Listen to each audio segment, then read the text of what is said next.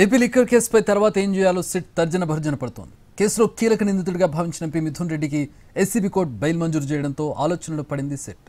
ఇప్పటికే ఈ కేసులో బెయిల్ ఇచ్చిన నలుగురికి ఆ బెయిల్ రద్దు చేయాలని ఒకవైపు హైకోర్టులో పిటిషన్ వేయగా ఇప్పుడు ఆ తీర్పు రాకముందు మిథున్ రెడ్డికి తాజాగా బెయిల్ రావడంతో ఇబ్బంది పడుతోంది సిట్. దీంతో తదుపరి కార్యాచరణ పక్కా వ్యూహాత్మకంగా ఉండాలని ఆలోచిస్తోంది. ఏపీ లిక్కర్ కేసుకు సంబంధించి సిట్ ప్రస్తుతం ఇబ్బందికరమైన పరిస్థితిని ఎదుర్కొంటోంది. కేసులో దూకుడుగా వెళ్తున్న సిట్కు ఏసీబీ కోర్టు ఆదేశాలతో అడుగడుగునా బ్రేకులు వస్తున్నాయి.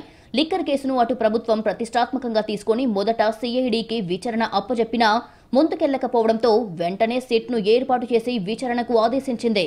సిట్ బాధ్యతలు పోలీస్ కమిషనర్ రాజశేఖర్ బాబు చేపట్టిన తర్వాత విచారణ ముమ్మరమయ్యింది. వరుసగా నిందితులను అరెస్టులు చేశారు. ఇప్పటి వరకు కేసులో 40 మందిపై కేసు నమోదు చేయగా 12 మందిని అరెస్టులు చేశారు.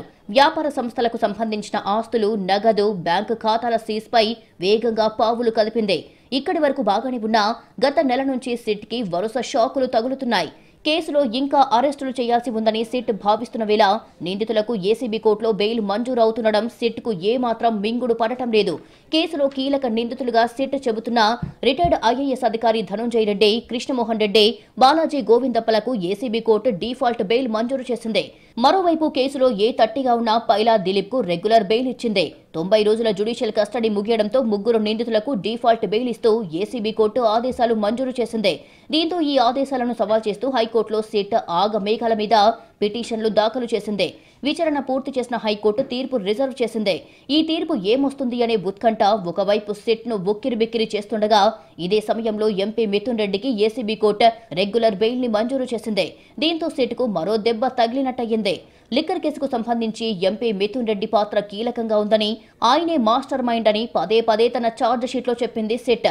కోర్టుల్లోనూ ఇదే వాదన బలంగా వినిపించింది. కేసులో A1గా ఉన్న రాజ్ కేసిరెడ్డి తర్వాత సిట్ అరెస్టు చేసిన కీలక నిందితుల్లో మిథున్ రెడ్డి కూడా ఒకరు అనేది సిట్ వాదన.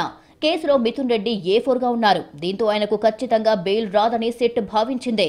71 రోజుల జ్యుడిషియల్ రిమాండ్ తర్వాత మిథున్ రెడ్డికి బెయిల్ మంజూరు చేస్తూ ఏసీబీ కోర్టు ఆదేశాలు ఇవ్వడంతో సిట్ ఆలోచనలో పడింది. దీంతో ఇప్పుడు మిథున్ రెడ్డి బెయిల్ ఉత్తర్వులను సవాల్ చేస్తూ కూడా హైకోర్టులో పిటిషన్ దాఖలు చేసే ఆలోచనలో ఉంది. వరుస పరిణామాలతో షాక్ అయిన సిట్ ఇకపై ఆచితూచి అడుగులు వేయాలని ఆలోచిస్తోంది.